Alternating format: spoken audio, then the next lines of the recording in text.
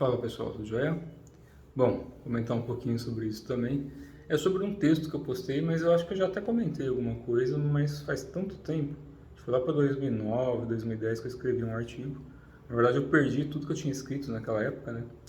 Porque sumiu literalmente tudo das minhas linhas de tempo, de alguns outros lugares que eu postava. Mas enfim, isso é irrelevante. É a questão da construção do mundo, mas eu não vou entrar em detalhes, já estão em livros, né? A construção do mundo que eu estou falando aqui é a forma como está hoje em relação à construção. Essa construção ela é mais de cunho energético do que físico, porque tudo antes de existir no físico existe uma contraparte no que a pessoa entende como astral. Então, para responder essa pergunta, é basicamente isso. Tudo que existe na materialidade física existe uma contraparte disso num plano que é equivalente ao astral, vai? É um plano de energia. Então ali tudo é moldado antes de existir aqui no físico. Por isso que quem tem uma certa evidência ou clarividência, tem alguns objetos que você tira de um lugar que ficaram muito tempo ali, e durante um tempo dá para se perceber ainda a camada energética dele, porque fica durante um tempo e depende, lógico, né, de N motivos ali, desde um solo sagrado, por exemplo, um cemitério indígena que foi consagrado para alguma coisa, dependendo da energia que foi consagrada ali, pode durar muito tempo. Então, na contraparte astral, continua existindo, que é uma camada dimensional, né? Não tem nada de místico nisso não. O plano astral nada mais é que uma dimensão, diferente da dimensão humana, que a nossa energia desdobra, normalmente após o desencarne de algumas pessoas.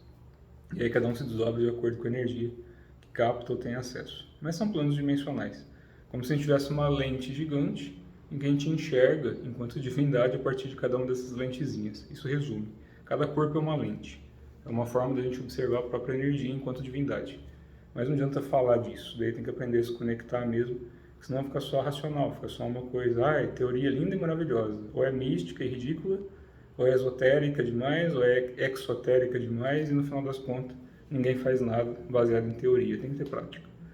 Então a gente tem que aprender a se conectar com as coisas para poder entender e aí discutir sobre isso. Eu estou explicando para quem pratica e para quem já está desdobrando, fazendo algumas brincadeirinhas aí em relação à conduta energética. E aí, de novo, como eu sempre comento, é um caminho de virtude. Do contrário, isso acaba se tornando um ponto complicado de trabalhar, porque a maior parte das pessoas se perdem no meio do caminho, porque começam a manipular demais a energia e não seguem mais o fluxo natural, as leis do céu e da terra, enfim, o básico que deveria existir em todo o universo. Então, o mundo construído hoje, com base nessas premissas, é o mundo que a gente está enxergando ao redor. Então é só você olhar para o lado que você vai ver como é que está o mundo hoje em relação a essa construção. Por quê? Porque todos os seres, independente de humanos ou não, espírito ou não, ET ou não, desde a formação, passaram a competir entre si, para que um criasse uma disputa em relação ao outro, para que um pudesse ter mais em relação ao outro, e em escala maior, para que pudesse se dominar a energia, que não pode ser dominada, da própria fonte, para que se criassem coisas a partir dessa conexão. Conexão com fonte, com Deus, com tal, que é a essência de tudo e todas as coisas, não tem como você se conectar de uma forma externa. Não tem como você, a partir da sua própria lente, olhar você mesmo ao contrário. Você tem que ir para dentro. Faz sentido? É a mesma coisa quando a gente vai explicar para o pessoal que está praticando mesmo, né? Isso não se explica aberto ao público, porque o pessoal faz besteira. Mas quando começa a desenvolver o olho espiritual, começa a abrir as lentes, essas coisas, é como se fosse um jogo de lentes. Por exemplo, eu não estou usando óculos, tem uma quantidade X de graus aqui que eu tenho que ter para poder usar e enxergar naturalmente aqui como que eu preciso. Preciso de usar sempre? Não, mas uso de vez em quando. É a mesma coisa o olho espiritual. Quem aprende a trabalhar, você pode abrir ou fechar. Tem pessoas que abrem e não conseguem fechar. Tem pessoas que já nascem com o olho aberto. E isso é totalmente irrelevante, porque é só a visão, é só a camada externa da energia. Tem muitos seres que têm aparência feia e têm uma energia linda. Tem muitos seres que têm uma aparência linda e têm energia feia. Isso estou falando um conceito humano, né? De observação humana em relação ao que é bonito e feio pela geração atual e pela conduta atual em relação a isso. Quando a gente se conecta com a energia das coisas e passa a sentir isso de uma forma mais intuitiva, usando o coração mesmo, muda um pouco. Porque por mais que a gente tenha que agir na forma externa, às vezes de uma forma mais agressiva, enfim, usando os centros emocionais comuns, ainda assim por dentro, quando você se conecta com as pessoas, ou com as coisas, com as plantas, com o universo, com os planetas, não importa com o que, você passa a sentir a energia essencial. Então é essa energia que nos conecta a tudo e todas as coisas, e ela é pura, por si só. Não precisa de ver a si mesma, ela já é a própria energia, e a gente qualifica ela, né? Como boa ou ruim, como frio ou quente, yin e yang, são qualificações de uma energia que em si só já é perfeita. Por isso que eu menciono tanto aquela frase sábia de Lao Tse, né? O tal que pode ser dito não é o verdadeiro tal. Porque tem coisas que não se explica, a gente tem que vivenciar e sentir. E isso, até isso, né? Quando a gente fala uma coisa dessa, as pessoas começam a criar uma competição.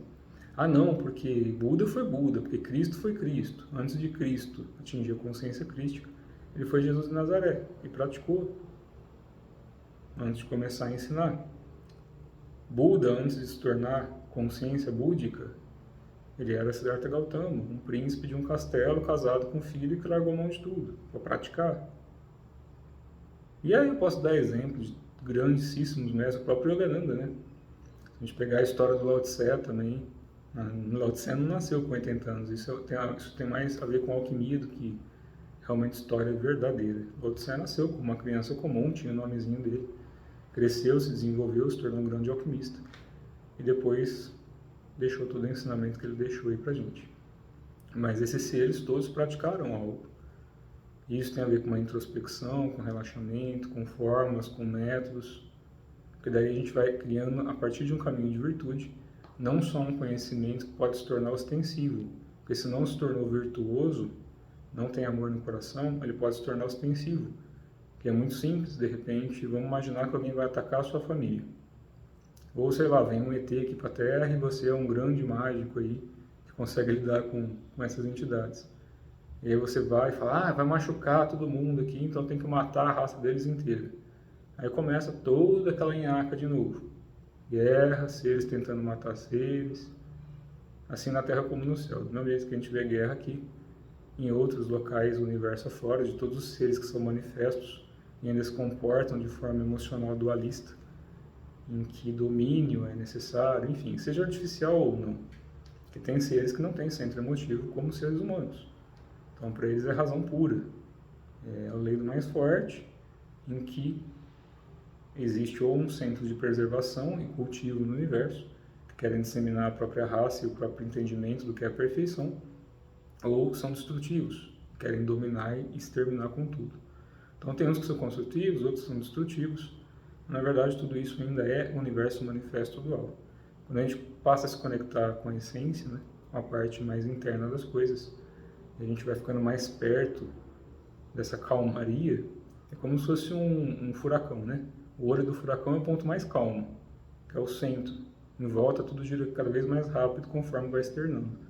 O nosso corpo interno, de certa forma, é assim. A gente aprende a trabalhar com uma série de práticas, uma série de métodos, uma série de condutas, mas tudo isso é alicerçado por virtude. Porque se não for assim, se não se tornar um caminho de compaixão, a chance do universo continuar sendo um caos, ou na raça humana, da forma como a gente entende hoje, ou como foi no passado, ou como ainda vai ser no futuro, aqui na Terra ou não, a pessoa é encarnada num corpo humano ou não, enquanto não aprender a autoobservação, o relaxamento e a sentir a essência das coisas, ainda assim continua preso ao universo manifesto. Propósito, bom ou ruim, depende aí da época de tempo e do entendimento de cada um. Mas um propósito saudável é a virtude. Se a gente desenvolve um centro de compaixão, de tranquilidade, de calma, não importa questões de sustentação do universo, a gente se torna parte disso de uma forma consciente. E aí essa energia por si só, ela dissolve todas as dúvidas em relação a esse tipo de entendimento ou de incerteza, que é isso que as pessoas têm, incerteza. Tudo que eu falei agora ficou teoria, mas sem a prática, infelizmente, não existe realização.